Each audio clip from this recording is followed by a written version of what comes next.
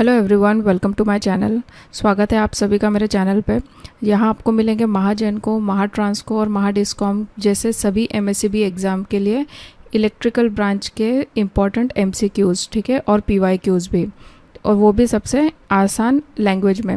अगर आप assistant engineer या फिर जूनियर इंजीनियर की तैयारी कर रहे हैं तो ये चैनल जो है आपके लिए बेनिफिशियल हो सकता है। तो अगर आपको मेरे वीडियोस अच्छे लगते हैं तो प्लीज़ मेक श्योर आप इसे सब्सक्राइब कीजिए एंड लाइक कीजिए वीडियो को। तो चलिए स्टार्ट करते हैं आज का सेशन। हमारा जो है पावर सिस्टम में थर्मल पावर प्लांट के जो एमसीक्यूज़ है वो स्टार्ट हुए हैं।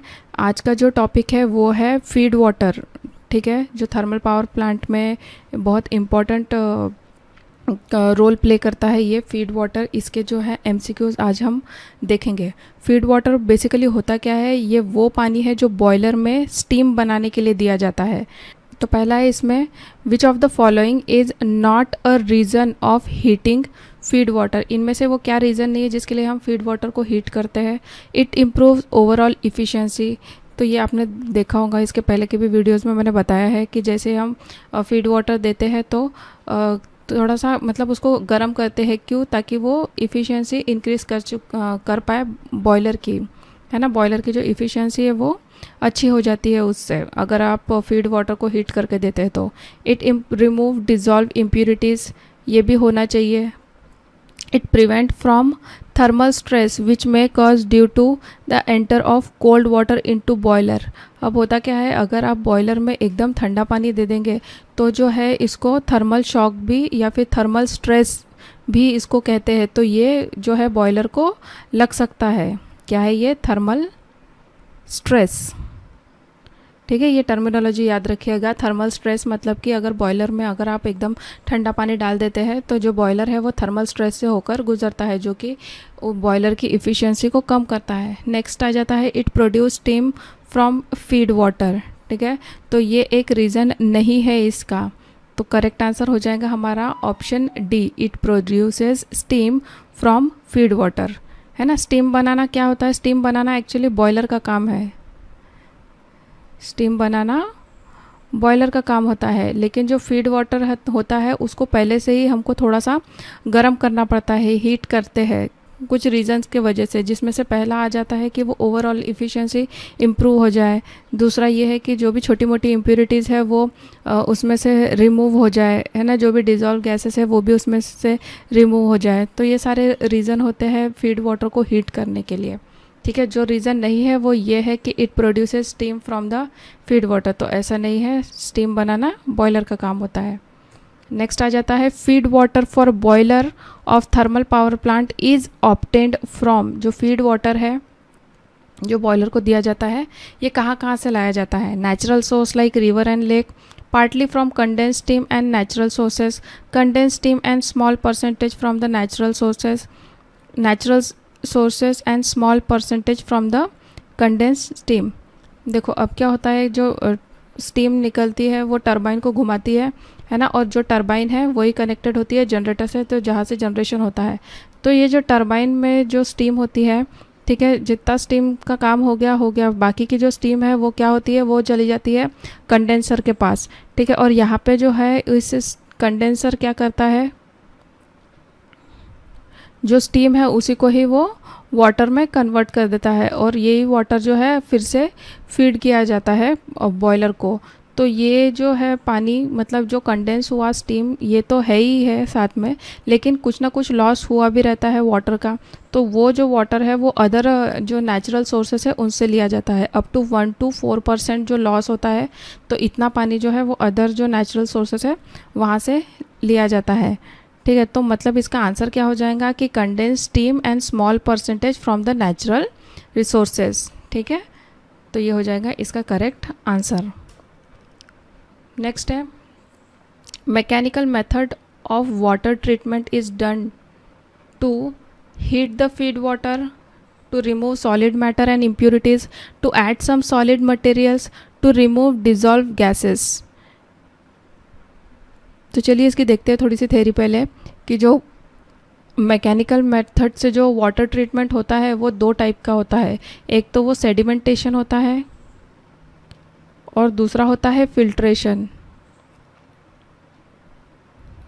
अब सेडिमेंटेशन में क्या होता है कि है ना, मतलब कि पानी को एक जगह रुकवा देते हैं या फिर बहुत स्लो फ्लो में रखते हैं, जिससे जो भी हैवी पार्टिकल्स होते हैं, मिट्टी, कचरा, है ना, इस टाइप के, तो वो धीरे धीरे नीचे बैठ जाते हैं। फिर वो सेटल सॉलिड जो है ये नीचे का, उसको हटा दिया जाता है और ऊपर का जो पानी है वो यूज़ किया जाता है। नेक्स्ट है फिल्ट्रेशन। फिल्ट्रेशन में क्या क्या रहता है कि कुछ लेयर्स होती है और उसमें से जो है पानी को गुजारा जाता है, तो जो भी इम्प्योरिटीज़ है वो इन लेयर में अटक जाती है और बाहर जो निकलता है वो प्योर जो है वो पानी रहता है। तो ये दो टाइप की जो है मैकेनिकल मेथड होती है वाटर ट्रीटमेंट के लिए।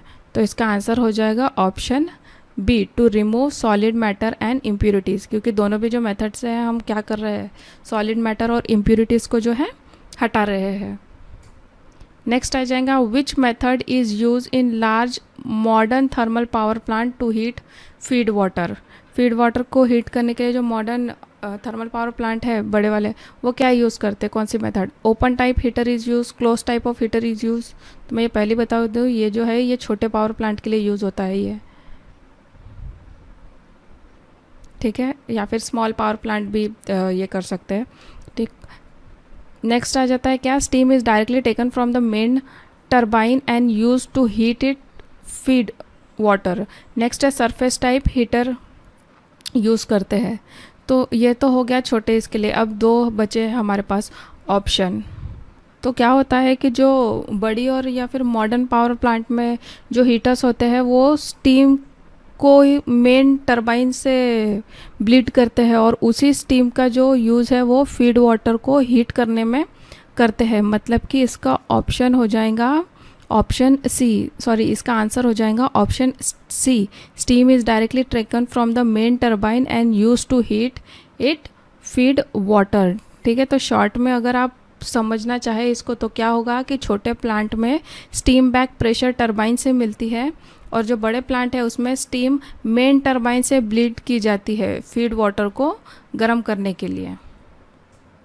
नेक्स्ट आ जाता है the thermal treatment method use to remove impurities like. अब जो थर्मल ट्रीटमेंट मेथड है वो किस टाइप की इम्प्योरिटीज़ को रिमूव करने के लिए रहता है? Dissolve carbon dioxide and other gases, solid materials, carbonate या फिर बैक्टीरियल इम्प्योरिटीज़। तो जो थर्मल ट्रीटमेंट मेथड होती है उसमें जो है दो टाइप की होती है ये। एक होती है ये डिस्टिलेशन और दूसरी होती है डिएरेटिव। ठीक है, डिएरेटिव हीटिंग। तो ये दो टाइप की थर्मल ट्रीटमेंट मेथड होती है। अब डिस्टिलेशन में क्या करते हैं कि पानी को जो है वो इवेपोरेट करते हैं, फिर उस स्टीम को कंडेंस करते हैं और क्लीन वाटर को कलेक्ट किया जाता है इस चीज़ में। और डिएरेटिव हीटिंग क्या होती है, इसमें जो है फीड वाटर को फाइन ड्रॉपलेट में तोड़ दिया जाता है और फिर उसे हीट करते हैं ताकि वेपर बने। और ये प्रोसेस डिएरेटर में होती है। किस में होती है ये प्रोसेस होती है डिएरेटर में। ठीक है, इन दोनों प्रोसेस से जो है कार्बन डाइऑक्साइड और जो दूसरे हार्मफुल गैसेस है वो पानी से अलग कर दिए जाते हैं। ठीक है, थर्मल ट्रीटमेंट में मेनली डिस्टिलेशन और डिएरेटिव हीटिंग होता है और दोनों का भी काम क्या है कि जो भी डिजॉल्व कार्बन डाइऑक्साइड और अदर गैसेस है इनको रिमूव करना। तो इसका आंसर हो जाएगा ऑप्शन ए। नेक्स्ट है heat treatment arrangement use to separate और remove dissolve gases and impurities from the feed water is called deaerator. तो अभी हमने इसकी डेफिनेशन देखी कि डिएरेटर में क्या होता है, जो कार्बन डाइऑक्साइड है और जो अदर गैसेस है ये जो है रिमूव होती है। तो इसका आंसर हो जाएगा option A, true. Chemical method of treatment is used for the treatment of. Chemical method of treatment is used to treatment of dissolve gases, carbonate and carbon dioxide, bacterial impurities या फिर sand and suspended material. ठीक है, तो chemical treatment में जो है पानी को मतलब ये किस लिए यूज़ होता है, तो केमिकल ट्रीटमेंट में पानी को साफ़ करने के लिए अलग अलग केमिकल्स यूज़ किए जाते हैं। जैसे कि हो गया लाइम ट्रीटमेंट हो गया और सोडा ट्रीटमेंट है, लाइम सोडा ट्रीटमेंट है, जियोलाइट ट्रीटमेंट है। तो इसके जो है अपने अपने जो कारण है कि हम कौन सी मेथड किस चीज़ को रिमूव करने के लिए करते हैं। तो यहाँ पे मैंने एक दिया है शॉर्ट नोट। देखो, लाइम ट्रीटमेंट कब करते हैं? कार्बोनेट हार्डनेस या फिर CO2 हटाने के लिए। सोडा ट्रीटमेंट हम यूज़ करते हैं नॉन कार्बोनेट हार्डनेस को हटाने के लिए। लाइम सोडा ट्रीटमेंट दोनों हार्डनेस को हटाने के लिए। Zeolite treatment calcium and magnesium ions को जो है हम सोडियम आयन से रिप्लेस कर देते हैं। डीमिनरलाइजेशन क्या होता है? सभी सॉल्ट और मिनरल्स को हटाकर प्योर वाटर जो है इसमें हमको मिलता है। तो ये हो जाती है अलग अलग फीड वाटर की ट्रीटमेंट। ठीक है, तो इसका आंसर क्या हो जाएगा? इसका आंसर हो जाएगा option B, carbonate and carbon dioxide. Next है scale formation in the boiler tube causes reduction of heat transfer and overheating of the boiler tube, corrosion of boiler surface, feeding up of steam passage, cracks in the edges, rivets। ठीक है, अब पानी के अंदर जो dissolve gases होती है जैसे ऑक्सीजन हो गया, कार्बन डाइऑक्साइड हो गए, वो बॉयलर सिस्टम के लिए जो है काफ़ी डेंजरस होती है। ये गैसेस क्या करती है? ये गैसेस करती है स्केल फॉर्मेशन, जिसके वजह से जो है कोरोजन मतलब कि जंग लगना हो सकता है, कैरी ओवर जैसे गंदे स्टीम के साथ चले जाना, और एम्ब्रिटलमेंट मतलब कि मेटल को कमज़ोर बनाना। इस टाइप की जो प्रॉब्लम्स है वो स्केल फॉर्मेशन से होती है। और स्केल फॉर्मेशन से जो है हीटिंग जो होती है, हीट ट्रांसफ़र भी जो है वो कम हो जाती है, मतलब कि जो इफ़िशियंसी है इस प्लांट की वो डाउन हो जाती है। तो इसका आंसर क्या हो जाएगा? Option A, scale formation in the boiler tube causes reduction of heat transfer and over heating of boiler tube. ये एक थोड़ा सा मैंने शॉर्ट नोट दिया है इसमें। इम्प्यूरिटीज़ इन फीड वाटर प्रॉब्लम, क्या क्या मतलब अगर पानी में अगर इम्प्यूरिटीज़ रही तो क्या क्या प्रॉब्लम हो सकती है? स्केल फॉर्मेशन हो सकता है, कोरोजन हो सकता है, कैरी ओवर एंड एम्ब्रिटलमेंट। ठीक है, तो ये थे question based on feed water. Hope आपको समझे होंगे। अगर आपको अच्छा लगता है वीडियोस तो प्लीज़ मेक श्योर आप इसे लाइक कीजिए and thanks for watching. Next video में जो है हम न्यूक्लियर पावर प्लांट के बारे में पढ़ेंगे।